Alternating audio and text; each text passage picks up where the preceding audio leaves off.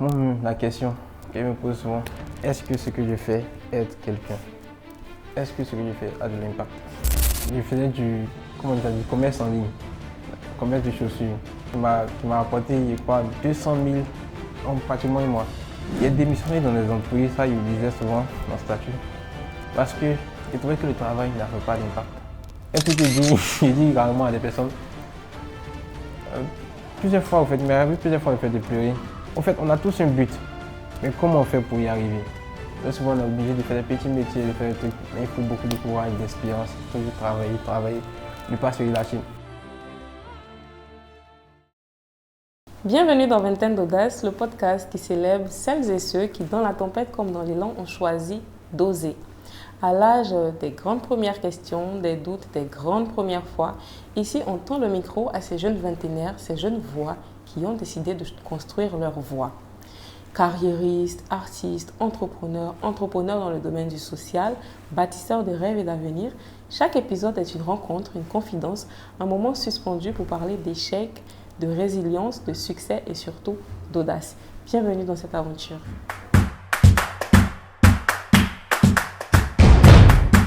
Aujourd'hui, nous allons à la rencontre d'un jeune entrepreneur, un jeune IT entrepreneur, donc qui entreprend dans le domaine des technologies et de la communication. Il s'appelle Junior Ngoran Kwasi Sébastien, c'est le prénom que je sais de lui. 2 fois sacré prix national d'excellence. Il est également président du média de l'association Afrogenius. Il est porteur de très très grands projets IT et je n'aimerais pas vous spoiler, on va le laisser en dire plus. Alors Sébastien, je te souhaite particulièrement la bienvenue. Je te remercie déjà d'avoir accepté mon invitation. Donc comme je te l'ai expliqué, Vingtaine d'Audace, c'est vraiment notre espace à nous, les audacieux, à nous les vingtenaires et à vous, les audacieux de la vingtaine.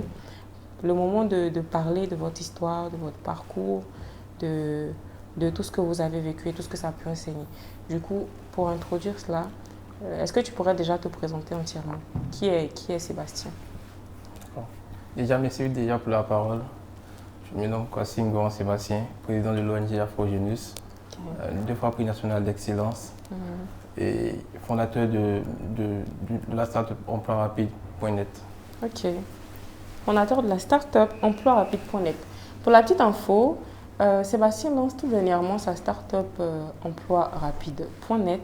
Je pense qu'il aura lui-même l'occasion de vous en dire un peu plus au fil de la conversation. Ça permettra d'avoir une vision claire et alignée de son projet. Nous, on va directement parler de ton parcours, académique, de ton parcours professionnel. D'accord. Ok, merci beaucoup. Donc déjà, il faut dire que je suis passionné d'informatique depuis petit. J'ai commencé l'informatique à l'âge de 9 ans. Okay. Lorsque mon père s'achète une Pentium 3, un ordinateur, du temps. Donc je commence à découvrir l'informatique au fur et à mesure. Je me souviens qu'à 11 ans, je savais déjà naviguer sur Internet. Et pratiquement à 12 ans, j'ai pu craquer ma première clé Internet. Bon, je vais taire le nom de l'opérateur. Et c'est de là qu'est partie la passion de la recherche.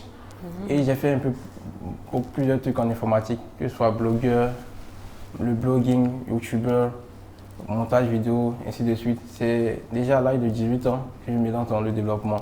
Parce que je voulais aussi créer, innover, faire comme les grands, comme Mark Zuckerberg et d'autres noms. Donc je me lance dans la programmation en classe de terminale. Je commence déjà par les premiers scripts en Python. Et après le bac, j'obtiens le bac avec la mention bien et j'ai le concours JNPHB et celui de l'ESATIC. Donc comme je suis passionné d'informatique, je décide de rentrer à l'ESATIC pour poursuivre mon parcours. C'est à l'ESATIC qu'en première année, je lance Mwao, le réseau social qui permet de retrouver ses amis de classe. C'était un grand réseau qui a fait plus de 2000 inscrits au bout de 5 mois. Après, je vais en stage en licence 3 où je travaille sur d'autres projets. Et en master 1, je commence par gagner mes premiers concours en informatique, en interne à l'ESATIC. Et j'intègre la solide d'innovation et de développement de l'ESATIC où je travaille encore sur plusieurs projets. Donc à l'ESATIC, j'ai obtenu environ 4 trophées. Et après le master à l'ESATIC, j'ai été lauréat du prix du graduate programme de la Direction générale du portefeuille de l'État. Après, après 2 mois de formation, j'ai été affecté au guichet unique du commerce extérieur. Et en temps, je travaille sur des projets personnels. Donc, j'ai travaillé sur le projet iWorld qui permet d'intégrer la réalité augmentée dans notre quotidien, qui m'a permis d'être 2 fois lauréat du prix national 2023 et 2024. Ensuite, en janvier 2025, je suis actuellement consultant à KPMG. Mais maintenant, au-delà de cela, j'interviens dans le social avec Afrogenius. Afrogenius qui fait la promotion de la science, de l'innovation et des inventeurs africains. Et aussi, j'interviens dans le social à travers emploirapide.net, qui est une plateforme de recherche d'emploi. En fait, ce qui va venir m'épater dans ta présentation, qui est très très complète, c'est qu'on est clairement sur un multipotentiel quand même. Parce que tu as le potentiel, sinon les potentiels qu'il faut pour jouer sur plusieurs fronts en même temps. Mais la ligne directive, c'est les technologies. Tu te découvres une passion très tôt pour la technologie, pour l'informatique, pour la programmation et tout ça. À quoi s'associe ton esprit d'innovation, justement? Et la technologie, l'informatique, sera le moyen de concrétiser toutes les idées innovantes que tu as. Et le palmarès est long, franchement. J'entends parler de... Tu es quand même conseillé dans un bon grand cabinet quand même, bien coté. Et en tant que jeune vingtenaire, surtout dans le domaine des TIC, c'est l'un des cabinets voilà, bien en vogue à quoi on a envie d'appartenir et tout ça. Mais pour ne pas vite aller en besogne, je veux quand même qu'on revienne un petit peu sur certains projets plus en détail. Moi, je veux qu'on commence à parler de Mwaou.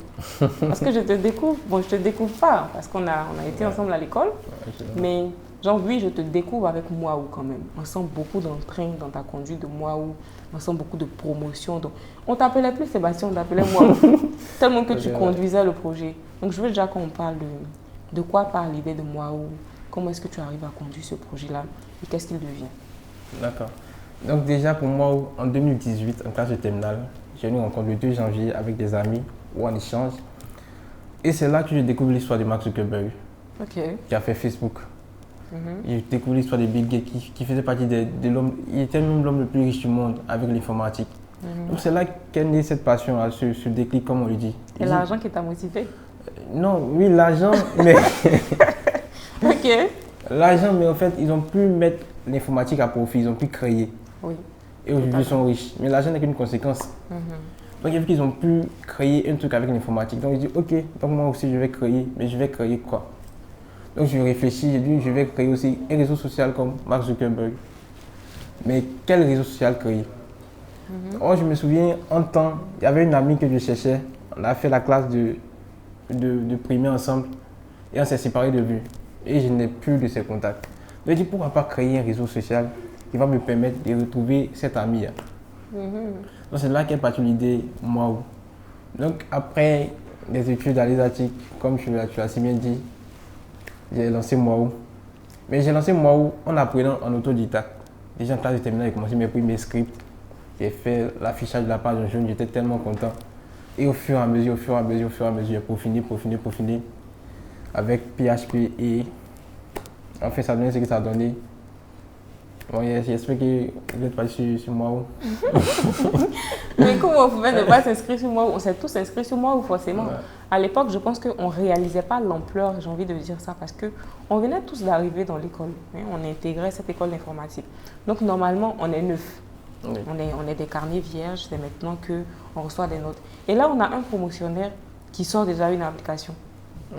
Donc forcément, il y a ton orgueil qui est un peu fouetté. Tu te dis, ah mais quand même, comment est-ce qu'il arrive à gérer ça? Donc forcément, que ce soit par curiosité ou par désir de t'encourager, on a forcément un peu regardé moi ou un peu observé.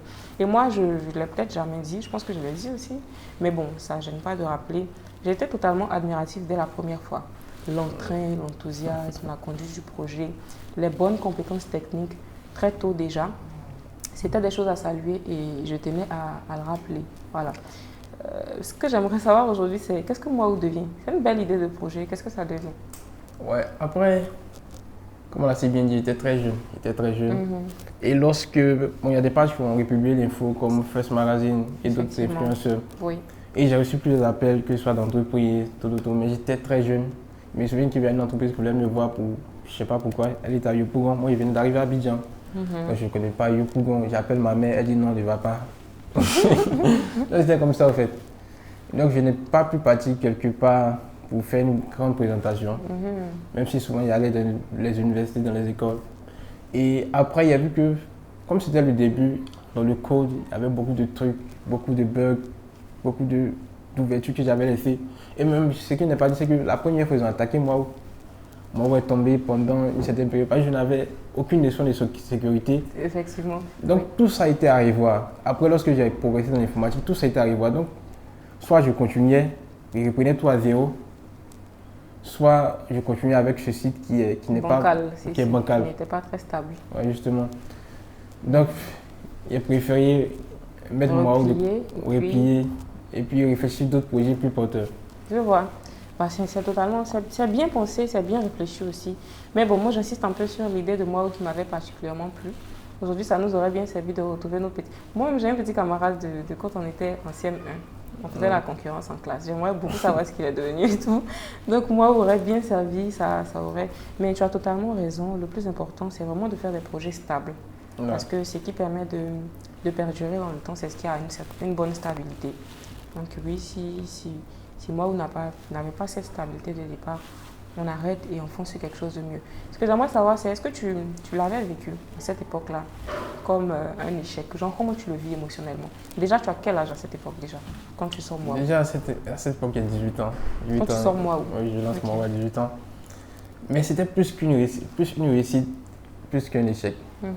Pourquoi? Parce que déjà, les premiers objectifs, c'est que je voulais lancer un réseau que tout le monde connaîtrait et que des personnes pourraient aller utiliser, aller se connecter. Donc déjà, c'était pour moi une première réussite. Et aussi, déjà, on parle de toi, tu es assez jeune, on parle de toi déjà. Ça te fait chaud au cœur. Maintenant, après, il y a la réalité. Je vois que, ouais, c'est vrai, on parle de moi, mais quand un truc n'est pas trop ça, il faut le connaître. Donc, c'est vrai, souvent, on me dit, moi, il y a une dame même qui m'écrit une fois en 2021. Moi, c'est arrêté en 2020. Je fais en 2020. Donc 2 ans comme ça. 2 ans. 2 ans, de 2018 à 2020. Oui, c'est ça. Okay. Donc une femme m'écrit, elle dit, et ton réseau, moi où? Moi, il dit, moi où revient, mais... On n'est pas sûr. On n'est pas sûr. Et puis aussi, un autre point, c'est l'utilité. Après, il y a vu qu'il y avait LinkedIn. Avec LinkedIn, tu peux être en contact avec tes amis des classes. Moi, je suis en contact avec plusieurs personnes, des artistes, même des aînés. Et puis aussi, avec LinkedIn, tu peux trouver de l'emploi. Trouver de l'emploi assez rapidement. Tu fais aussi un réseau. Donc, il voit tous ces grands, tous ces géants, et puis mon petit moi. Bon, c'est vrai, c'est la solidarité, mais il faut reconnaître là où il y a des trucs. Oui, parce que dans les conduites de projets, surtout les projets high-tech et tout ça, l'innovation déjà, c'est apporter de la nouveauté, sinon apporter une grande amélioration sur ce qui existait déjà. Donc, à côté de ça, toi, tu ne peux pas venir avec une application qui, non seulement n'a pas toutes les fonctionnalités d'une application existante, mais qui, en plus de ça, n'est pas stable et un peu bancale. Mais bon, moi, je suis contente que tu l'aies vécu comme plus une réussite qu'un échec, parce que c'est aussi comme ça que je l'aurais vécu. Et moi, c'est pour ce projet-là que je te connais, c'est ce que je garde à l'esprit. C'est d'ailleurs pour ça que je vais directement penser à toi quand je lance le podcast. Ouais. C'était audacieux, c'était beau, c'était bien fait. Avec les moyens du bord, avec les capacités de l'époque, mais c'était bien. Tu gardes la ligne directive, tu progresses, les années passent, tu te retrouves sacré prix d'excellence. Tu nous en parles un peu plus, s'il te plaît. D'accord. Ok, pour le prix national d'excellence, tout n'a pas commencé comme on m'a connu peut-être en 2023. C'est en 2023 qu'il a remporté le premier prix. Le premier prix. Mais tout a commencé avec moi, comme tu l'as dit. Okay. En 2020, en 2018, 2019, je lance Moi. Mais en 2020, les éditions du prix national sont lancées et je décide de participer avec Moi. D'accord. Donc je vais avec Moi. Je suis retenu pour l'étape suivante, le pitch, devant le jury et tout. Donc j'arrive devant le pitch, je finis le pitch, tout. Bon, le jury me bombarde de questions, tout. Il essaie de me défendre. Mais là, je ne suis pas pris. Après, je ne suis pas parmi les lauréats et tout. Mais au moins, j'ai pu participer et ça me donne aussi l'enthousiasme de revenir la prochaine fois. Donc après j'arrête Moi et je continue à poursuivre mes études en informatique. Et en 2022, en 2022, je décide de participer à une compétition d'hackathon, une compétition nationale. Et Ça, c'est en 2022, quand tu participes à cet hackathon national, tu as déjà participé et puis remporté plusieurs autres hackathons en interne au niveau de l'école. Oui, au niveau de l'école, c'est ça. Ok. Et là, participer à des hackathons, donc je sais un peu comment ça fonctionne. C'est ça. Mais pour cet hackathon, c'est sur la réalité augmentée et la réalité virtuelle, qui sont de nouveaux domaines. Ok. Donc, On rappelle qu'on est en 2022 et que donc tu as 22 ans. Oui, j'ai 22 ans. Certes, tu es un étudiant passionné par la tech, tu es dans la tech, tu as déjà un bon palmarès, même si tu viens tout juste de commencer. Mais on parle quand même de grandes notions très importantes. Oui, justement. Des notions que, voilà, pour pouvoir rivaliser, il faut être bien calé quand même. Oui, justement. C'est vu aux États-Unis, dans les grands pays occidentaux, mais pas en Afrique. Non, pas en Afrique. Ouais. Donc, la réalité augmentée, la réalité virtuelle, ce sont des domaines un peu cachés. Donc, j'ai décidé de participer à cette compétition-là et je crée mon équipe et on va faire cette compétition. D'accord. Et on fait des recherches, on essaie de proposer une solution un peu ambiguë, mais évidemment, on est encore récalé. Ok. Mais chose bizarre, c'est que dans mes recherches, lorsque je faisais mes recherches, aux États-Unis, j'ai remarqué un projet sur la réalité augmentée où il suffisait simplement de scanner l'image et de voir l'image bouger et puis rendre l'image visuelle avec notre téléphone. Par exemple, je prends cette fiche, je la scanne directement et puis voir peut-être les lettres ressortir, se déplacer, justement, tout ça. ou le micro même sortir. Ok. Donc, il dit, wow, un projet intéressant. Donc, il décide de contacter les fondateurs de ce projet-là via LinkedIn ou d'autres, mais j'ai reçu aucune réponse. Ok. Donc, il dit, ok, je suis en IT, Sébastien, il est temps d'apprendre cette technologie. Ok. Là, Donc, on est en 2022. On est en 2022. Tu découvres la technologie. La technologie. Tu essaies de joindre des potentiels mentors quand même pour qu'ils t'aiguillent dedans. Malheureusement, tu n'as pas de retour favorable. Tout seul comme un grand, tu décides que c'est le moment d'apprendre en 2022 là. La technologie de réalité augmentée. Ouais. Ok. Mais en temps, il faisait du commerce en ligne, commerce de chaussures. Ah bon?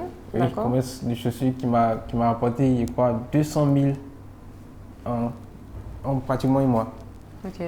Donc, j'ai pris les bénéfices pour investir dans mes cours en ligne sur la réalité augmentée. D'accord. Donc, j'ai commencé à bosser les cours pendant un certain moment et j'ai décidé maintenant de me lancer dans le projet que j'avais vu aux États-Unis sur le net.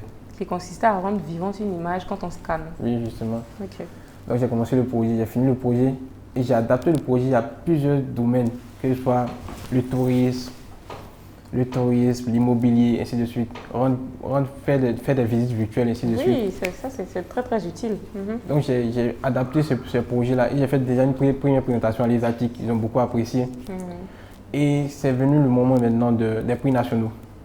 Ok. Donc j'ai décidé maintenant d'aller me présenter avec ce projet-là. Les jurys étaient vraiment ébahis, impressionnés. Les deux n'avaient pas le mot, dit waouh, c'est du génie. Donc c'est après ça que j'ai été deuxième prix national d'excellence. Ce projet-là, est-ce que tu l'as nommé? Est-ce qu'il avait un nom? Ah oui, il est nommé AR World. Est-ce que ça, moi, je vais prononcer? Est-ce que je peux prononcer ça? Oui. On reprend? Non, c'est AR World. Ok, AR World, le monde de la réalité augmentée. Le monde de la réalité augmentée, je vois. Et c'est avec AR World qu'en 2024, tu remportes pour la seconde fois le prix d'excellence nationale. Donc, toi, tu ne t'arrêtes pas là. Les prix continuent de pleuvoir. Tu nous en parles un peu plus encore. Oui. Donc, en 2024, je décide encore de me présenter avec le projet AR World et je remporte encore une deuxième fois le deuxième prix national d'excellence. Et je reçois encore d'autres distinctions et aussi des félicitations de mes proches. Donc, en tout, ça m'a fait 6 prix dans le domaine IT et un prix dans le domaine de la littérature. Le prix du domaine de la littérature, c'était quoi? Il fallait lire un roman. Moi, c'était encore quand j'étais au secondaire. Au lycée? Ouais. Okay. Il fallait lire un roman et puis faire le résumé avec quelques questions. Ok, d'accord. Donc tu te retrouves avec 6 prix. On est en 2024 à ce moment-là. Oui, on est en 2024, tu te retrouves avec 2 fois prix d'excellence, tu te retrouves avec quoi d'autre comme prix déjà? Je ne retiens pas, il y en a trop. Deuxième prix pour l'hackathon sur Cinet Pays. Premier prix ESATIC. Troisième prix ADW. Et puis un autre prix il doit être 2 prix réalisatifs et puis un prix SNET et un prix ADW. Ok. Et puis 2 prix nationaux. On est quand même sur un profil jeune, mais un profil calé en IT.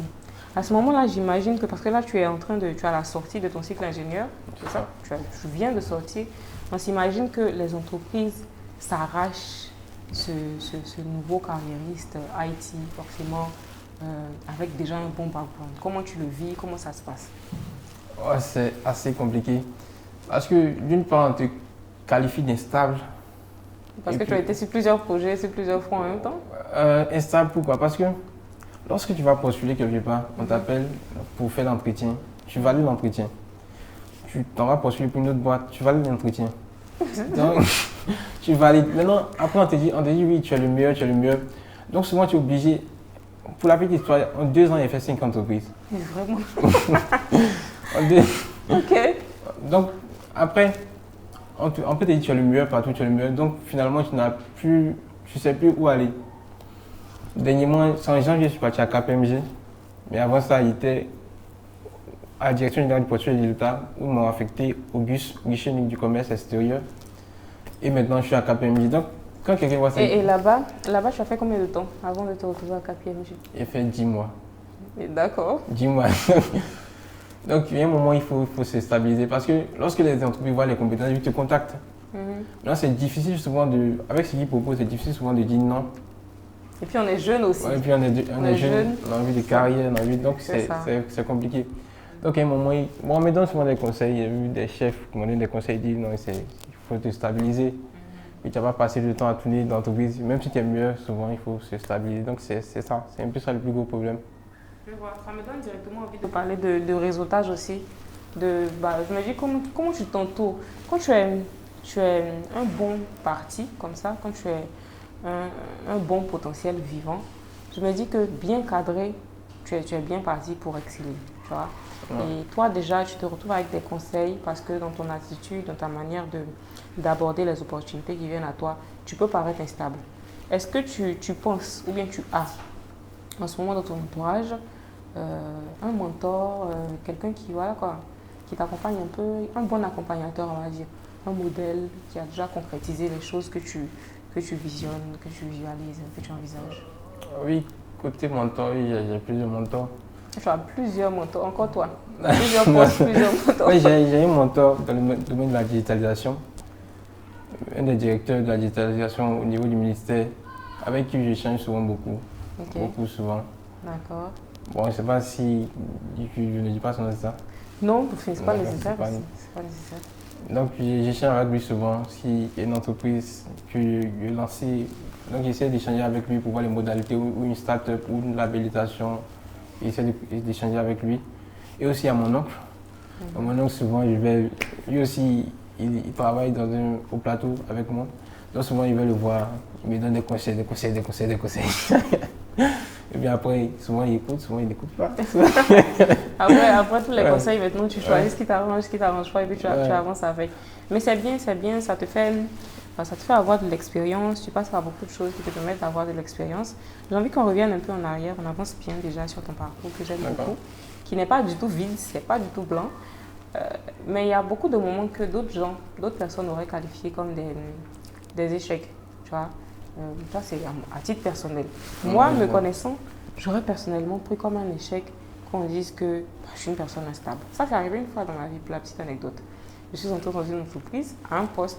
3 mois après, je voulais un autre poste en fait. Et il y avait une candidature, une ouverture de poste en interne. J'ai directement postulé. Ils étaient forcés de reconnaître que j'étais un bon profil, tu vois. Donc on me rappelle, tu as un bon profil et tout ça. Mais ça peut paraître boulage. Tu viens tout juste d'entrer, tu rebascules et tout ça. Je suis toute jeune aussi, je viens à peine d'entrer. Donc moi, à ce moment-là, je le vis vraiment comme un échec. Et je me dis, donc j'aurais pas dû accepter l'autre poste pour pouvoir avoir le deuxième poste. Je me demande aussi, mais est-ce que si j'avais le deuxième poste, j'allais pas avoir envie d'un autre poste, tu vois? Donc je me demande comment toi, tu vis ces choses qui, pour les autres, peuvent s'apparenter à des petits échecs. De moi ou qui ne tiennent pas, par exemple les sollicitations que tu as faites qui n'ont pas eu de retour favorable, les commentaires sur ta gestion de tes opportunités et tout ça. Déjà, en fait, je dirais, on n'échoue jamais, on apprend toujours. on n'échoue jamais. Que ça soit du mot, parce que moi, on peut considérer un peu comme un échec.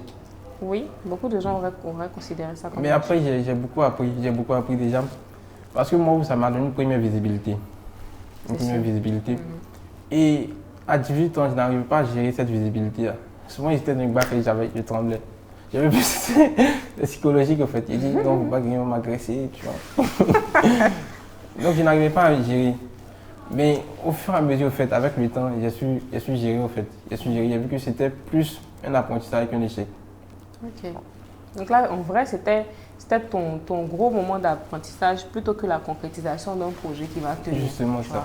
Donc c'est quelque chose que tu avais déjà intégré dans ton esprit, que tu avais bien accepté. Et tu n'avais pas de mal à avancer avec ça. J'aime beaucoup la dynamique que prend notre échange. Mais directement, moi, je suis forcée de te demander, là, présentement, toi, tu définis ton profil à quoi? Tu penses que tu es un carriériste, tu es un entrepreneur, tu es quoi? Je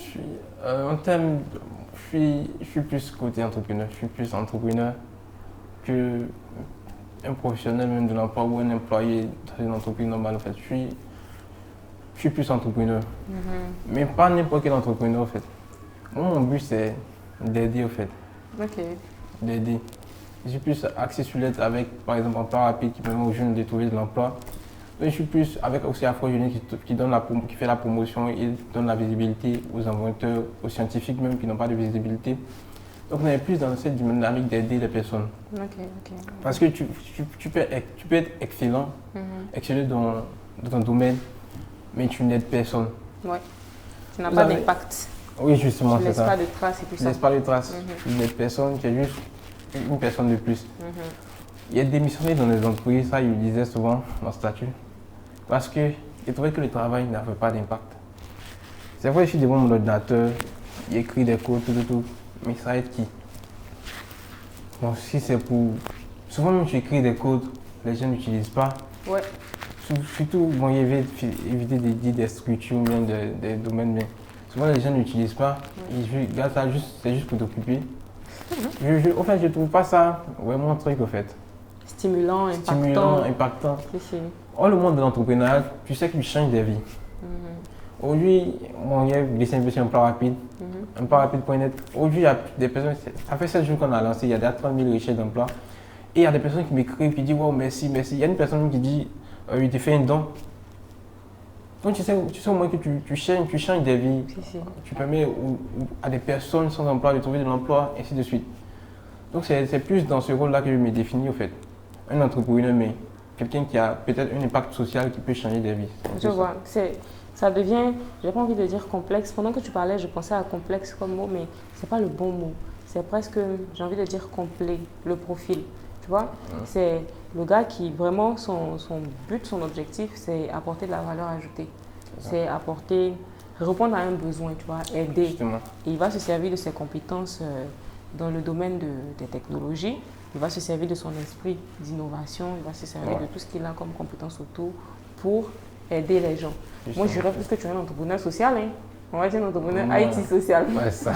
Un entrepreneur IT social, doublé d'un carriériste très recherché par les entreprises. Ouais. C'est important de préciser ça. Que les entreprises se l'arrachent quand même. Ouais. Aujourd'hui, on est à, si je ne me trompe pas dans les calculs, 25 années de vie quand même. Ouais, on a 25 années de vie. 25 années bientôt. En novembre, le 8 novembre. Le 8 novembre, c'est bien loin encore, on est très jeunes. On a 25 années de vie et c'est déjà un très beau palmarès. Et avant qu'on ne continue, moi j'ai directement envie de te féliciter pour ça. C'est pas du tout évident et ça apprend à toutes ces personnes qui nous regardent que au-delà de la branche qu'on choisit, du domaine qu'on choisit, le plus important c'est d'exceller, hein, je dirais. Il ne faut pas être dans la masse. Être lambda, ça ne doit pas être un objectif. Vous pouvez être introverti, réservé, modeste, mais votre travail doit parler pour vous, quoi. Vous ne devez pas juste traverser cette vie-là sans laisser de traces.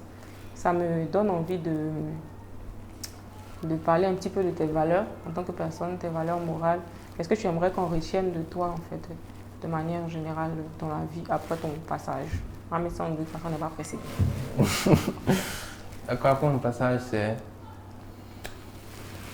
Est-ce que, moi, la question qu'elle me pose souvent, est-ce que ce que je fais aide quelqu'un? Est-ce que ce que je fais a de l'impact? Donc c'est un peu ça, en fait. à ça que j'ai réfléchi. Mais avant de répondre à la question, pour revenir à ton histoire de changer de poste et tout ça. Oui, ça arrive. Bon, ça dépend de tes motivations, mais moi, ça arrive au fait.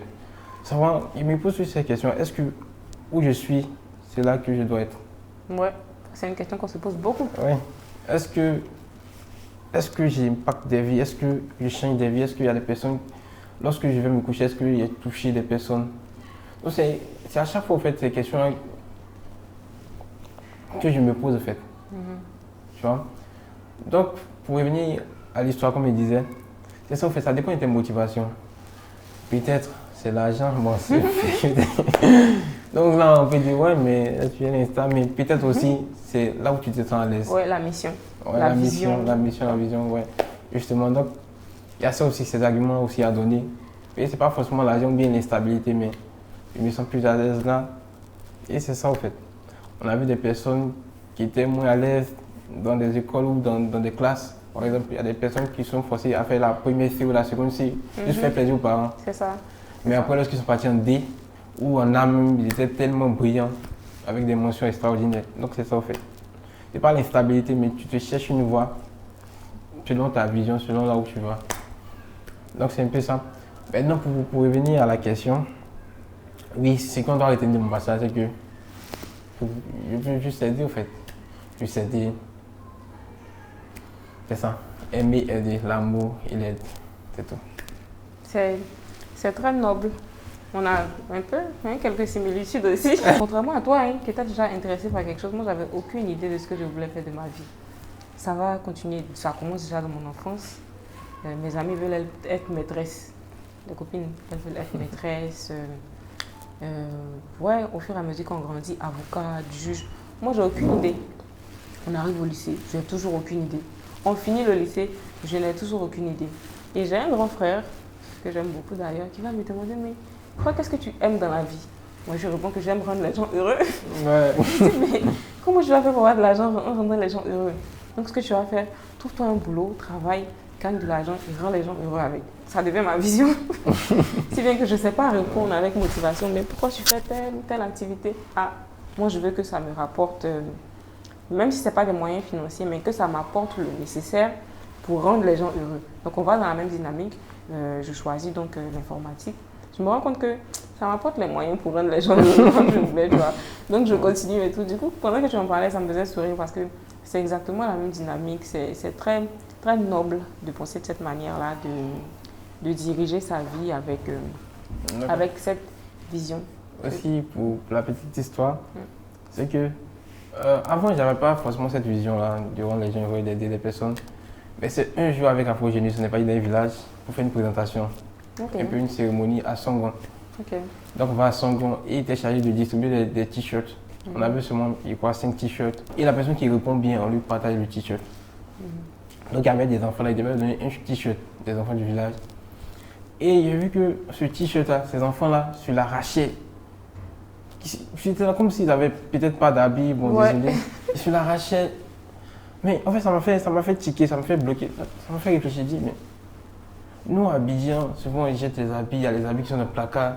Mais dans des zones, même un t-shirt, les gens se battent pour cela. Ouais, ce qui a fait à changer ma mentalité. Il dit, mais qu'est-ce qu'on fait là?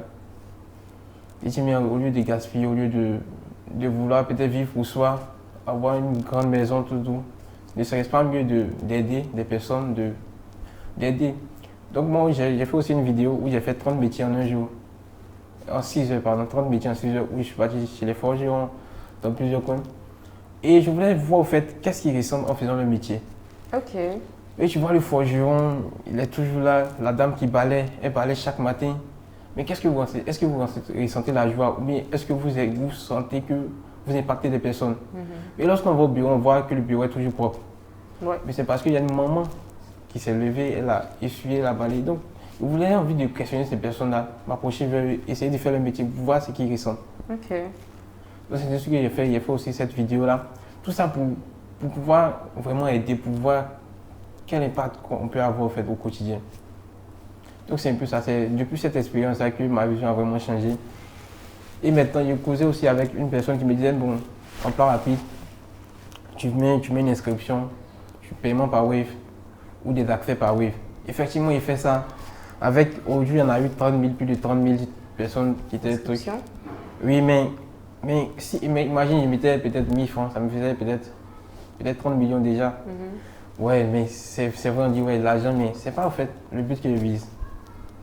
Mais c'est vrai que tu peux les aider en les faisant payer. Ouais, ils sont. Mais le but, c'est que lorsque quelqu'un s'approche de moi, il dit il cherche un emploi. Avant, ce qu'il faisait, il partait sur les réseaux, il cherche pour lui, même s'il n'est pas, il ne sait même pas pourquoi il faisait ça.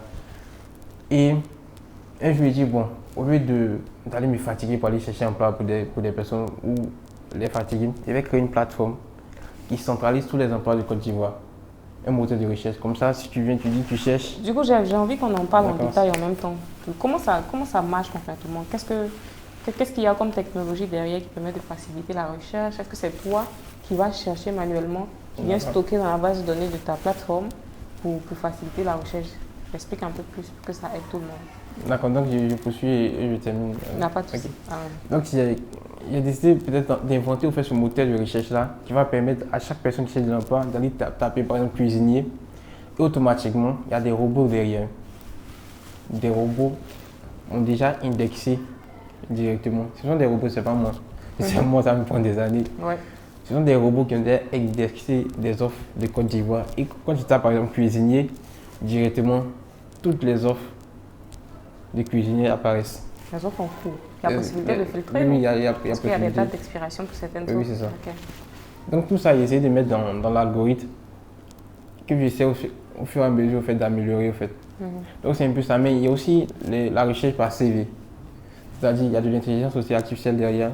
Tu mets ton CV et en fonction de la correspondance de ton CV, ça cherche aussi des offres d'emploi et ça te ramène. Pour ceux peut-être qui n'aiment pas écrire. Ils cherchent du boulot mais ils n'aiment pas écrire. Ou bien il y a d'autres qui ne savent pas se situer au fait. Ouais. Donc à partir de leur CV, on leur propose aussi des offres. Ben, je vois, c'est très intéressant. Et puis, c'est comme tu le disais là, ça a une bonne plus-value. Ça a de l'impact, c'est un projet à fort impact. Ça répond clairement à un besoin, c'est comme tu l'as dit. Présentement, aujourd'hui, là, si moi, Bérénice, je cherche un nouvel emploi, je vais aller sur les plateformes qu'on connaît là, taper comment on appelle ça, les intitulés de poste dans la barre de recherche. Mais il y a des entreprises où une fiche de poste peut nous correspondre totalement, mais tout seul chez nous à la maison, on n'aurait pas eu l'idée de cet intitulé de poste. Je ne sais pas si tu vois de quoi je parle. Donc tu découvres l'intitulé de poste, mais tu corresponds au profil recherché.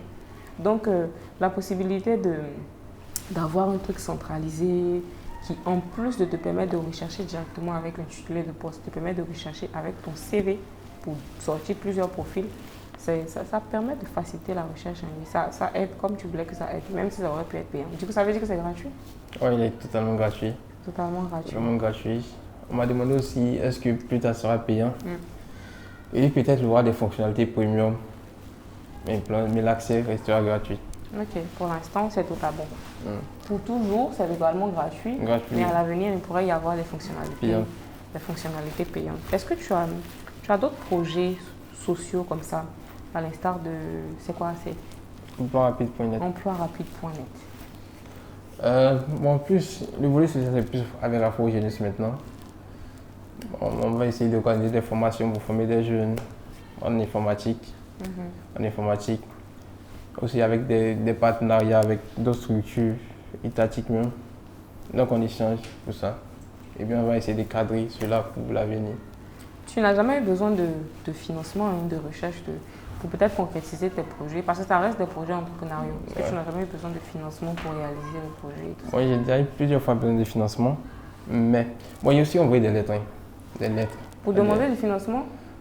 Pour demander une présentation. Et je ne demande pas généralement de l'argent. Ok. Mais bon, partir demander de l'argent, bon. Donc j'envoie par exemple des lettres au ministère, il dit bon, voici, il y a un projet, tout, il fait une présentation. Mais souvent, il n'y a pas de retour. Ouais, la plupart du temps. Ouais, on n'a pas de retour. Qu'est-ce qu'il y a un retour? Bon, pas vraiment en fait. Pas vraiment. Mais mes projets, généralement, les finance moi-même. Ça me prend de l'argent. Ça me prend beaucoup d'argent. Souvent beaucoup d'argent. La location du serveur, il doit renouveler les serveurs, les certificats, tout. Ça me prend beaucoup d'argent. Mais. Pour la cause profonde. Pour la cause profonde. Pour la cause profonde, c'est pas de l'argent perdu. Ouais. Franchement, c'est noble. Son profil me plaît énormément parce que c'est similaire vraiment beaucoup à ce que moi je suis. Donc, c'est très intéressant d'avoir l'impression d'être en face de quelqu'un qui te ressemble. Tu vois. Je me sens moins... On me dit souvent, mais toi, tu n'as pas d'argent, tu veux aider les gens. Il faut que tu aies de l'argent pour pouvoir les aider. Donc, être en face de quelqu'un qui pense tout pareil, c'est très, très plaisant.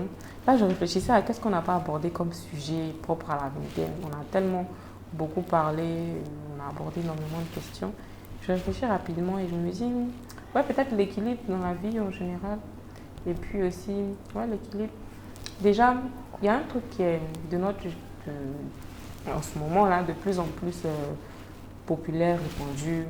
Les gens vont appeler ça la dépression, mais moi, bon, pour moi qui m'intéresse beaucoup aux questions de santé mentale, la dépression, c'est pas ce que vous vivez actuellement. Pour la plupart, c'est la déprime. C'est une grosse baisse de morale. Est-ce que ce sont des choses qui te sont déjà arrivées, qui t'arrivent et comment tu surmontes? Ouais, déjà, plusieurs fois. Ouais, plusieurs fois. Plusieurs fois. Lorsque, par exemple, je prends le cas où tu as des projets, tu envoies des lettres, personne ne te répond. Bon, tu te dis, bon, il fait quoi là? Surtout quand tu vois qu'il y a plusieurs dépenses à faire. Et aussi, en termes de stabilité, souvent tu réfléchis, tu dis, bon, je vais dans telle entreprise, je ne vais pas. Souvent tu es là, souvent si tes proches ne comprennent pas, souvent tes parents ne te comprennent pas. Donc, ouais, souvent, plusieurs fois, je réfléchis. Et plusieurs fois aussi, j'ai cherché mon couloir où je voulais aller. Parce que il doit dire un truc qu'il dit, il dit rarement à des personnes. Plusieurs fois, en fait, mais avec plusieurs fois, il fait de pleurer. Souvent, on me voit, je ris. Ouais, beaucoup. On me voit, je ris. Tout le temps. On dirait, j'ai vu tellement heureux. Il y a des personnes qui me disent, toi, tu es toujours heureux. Et souvent, je suis là, je pleure. Je passe mon temps à pleurer. Pourquoi? Parce que je n'ai pas vraiment trouvé mon couloir, en fait. Je n'ai pas trouvé vraiment mon couloir. Parce qu'il faut dire que je veux aider. Aider, même si c'est pour perdre de l'argent. Si j'ai pu aider quelqu'un, ouais, ça me plaît, en fait. Tu vois? Donc, plusieurs fois, il cherchait mon couloir. Il dit, bon, il fait quoi? Bon, peut-être ce n'est pas ma place là. Et souvent, je pleure. Il dit, bon, ce n'est pas ma place là. Il fait quoi ici? Plusieurs fois, c'est pas, peut-être même cette année. Mais maintenant, bon, je crois que... Tu arrives à mieux gérer. Ouais, il arrive à mieux gérer, à trouver aussi mon couloir et l'équilibre. Ouais. Et l'équilibre. Parce que le truc, c'est ça, il faut connaître son couloir, il faut connaître là où on va, qu'est-ce qu'on veut, qu'est-ce qu'on nous apporte, de la joie en fait, de la joie quotidienne. La joie quotidienne. Même les 30 métiers que j'ai fait, c'était plus au fait pour nourrir cette soif, voir qu'est-ce que les gens ressentent. Parce que plusieurs fois, j'ai fait des métiers où ils n'étaient pas heureux. Ouais, ils n'étaient pas heureux. Donc, j'ai fait les 30 métiers pour vraiment, moi, me stabiliser pour voir vraiment qu'est-ce que les gens retiennent. Est-ce que c'est le même sentiment que moi qu'ils retiennent? En fait, j'essayais de répondre à des questions que tu te posais, justement, mais à travers les expériences des autres. Les expériences des autres. Ouais. Toi, tu aimes les choses ingénieuses. Tu as toujours les petits tabous ingénieux pour arriver à tes fins et c'est bien. Ça me donne envie d'avancer sur le dernier volet de notre conversation parce qu'on a beaucoup échangé. Le temps est passé très vite, très vite. L'échange était très fluide, très naturel et tout ça. J'aimerais maintenant te demander quels sont les conseils que tu aurais voulu avoir avant d'entamer en fait ton insertion là, dans ta vie entrepreneuriale, sociale, ta vie de carriériste. Et en deuxième volet, quels sont les conseils que toi tu pourrais prodiguer à la suite de ton parcours? Il y a beaucoup, faut pas t'arrêter sur des petits trucs, il y a beaucoup de conseils d'audace. Tu envoies des mails aux gens de l'administration nationale. Qui fait les choses comme ça à notre âge? Personne. Pour aller faire nos passeports, même, on a tous les problèmes d'aller sur. Ouais. Et toi, tu fais ça, donc c'est déjà... D'accord. Déjà, ce que je voudrais dire, c'est d'aimer ce que l'on fait. Souvent, on dit faire ce qu'on aime. Faire ce qu'on aime. Mais on n'est pas toujours amené à faire ce qu'on aime. Moi, si aujourd'hui tu me dis, est-ce que j'aime coder? Je vais te dire non. Pourtant, ils ont codé des prix en informatique. Ouais. Mais je suis obligé au fait de faire du code pour atteindre ce que je veux. Ouais. Tu vois? Je voulais lancer Wow. Mais ce que je ne peux pas demander à un développeur de le faire pour moi, ça va me coûter de l'argent, je n'ai pas d'argent. Du temps aussi, le suivi du développeur, souvent il va faire mal. Hein. Donc je n'ai pas tous ces moyens. Donc je suis obligé de passer par du code que je n'aimais pas avant. Parce que mon frère, il a fait l'informatique. Il a fait l'informatique, il a arrêté l'informatique parce que c'est dur. Le code, c'est difficile. Oui. Il faut écrire des lignes de code, ne pas dormir, tout. C'est très éprouvant, effectivement. Ouais. Donc, pour arriver à mes fins, il fallait que je passe par le code.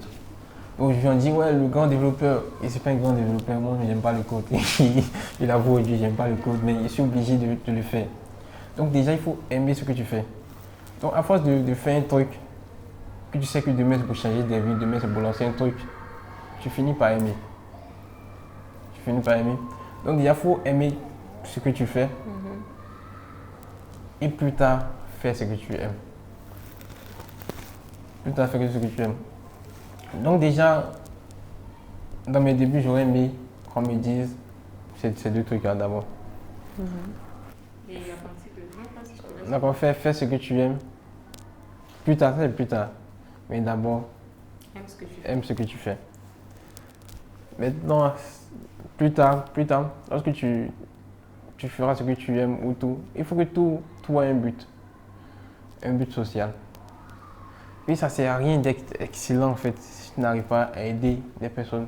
Il y a des personnes qui ont des richesses énormes, mais ils sont enrichis sur le sang des personnes, de plusieurs personnes. Donc après, c'est bien d'avoir des richesses, c'est bien de faire des trucs, mais est-ce que tu aides quelqu'un? Est-ce que tu arrives à changer des vies? Une personne te voit et elle sourit.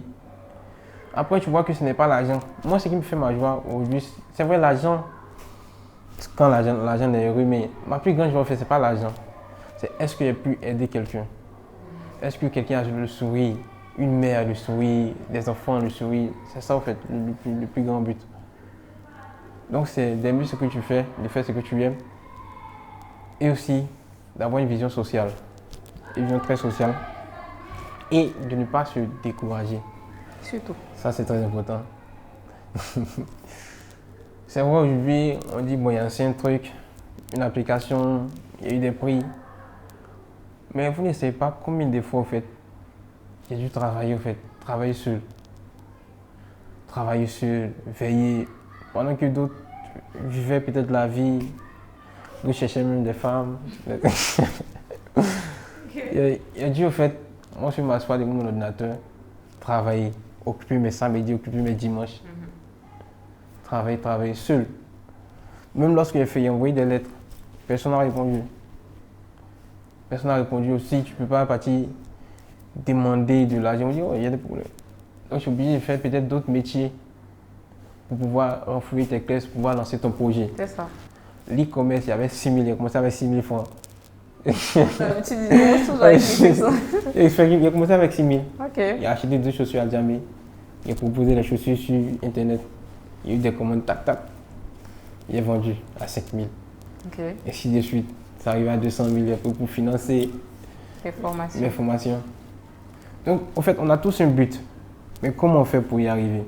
Donc, souvent, on est obligé de faire des petits métiers, de faire des trucs. Mais il faut beaucoup de courage, d'espérance. Toujours travailler. Ne pas se relâcher. Moi, aujourd'hui, il y a des personnes qui ne m'ont pas répondu. Mais c'est qu'il y a toujours cette foi-là, en fait.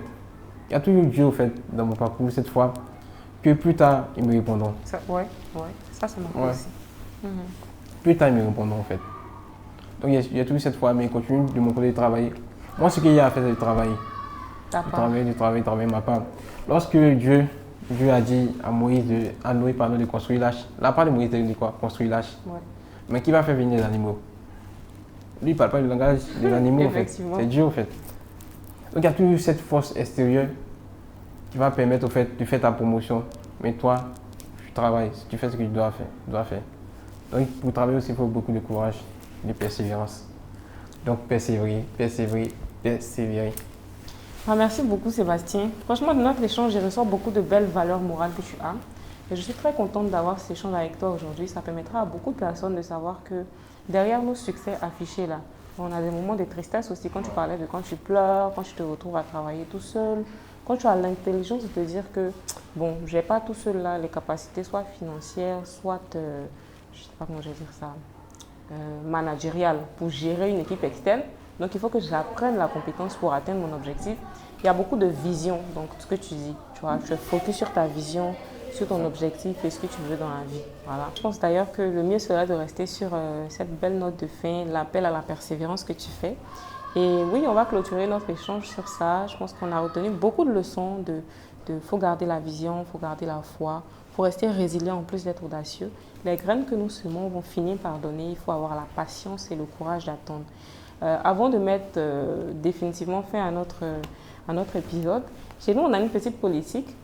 On offre à nos guests, à nos invités, un petit carnet qu'on appelle le carnet des audacieux. Parce qu'on se dit que pour les vingtenaires audacieux que vous êtes, les idées, ça fuse, ça vient à tout moment.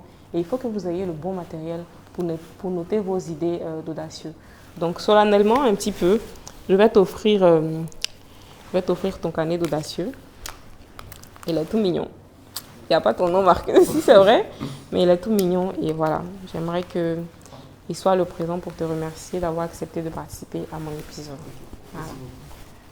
Merci beaucoup à Vingtaine d'Audace. Merci à toi d'avoir accepté de participer. Merci à vous qui nous avez suivis. Et si vous avez aimé participer à cet échange, si vous avez aimé suivre cet échange, n'hésitez pas à en parler autour de vous, à partager, à vous abonner, à nous suivre. Et on se dit à très bientôt pour le prochain épisode. D'ici là, continuez de croire en vous, continuez d'oser, continuez de foncer. Et n'oubliez surtout pas, la vingtaine, ce n'est pas juste une crise, c'est un champ de possibilités à conquérir. On se dit à très bientôt. Bisous.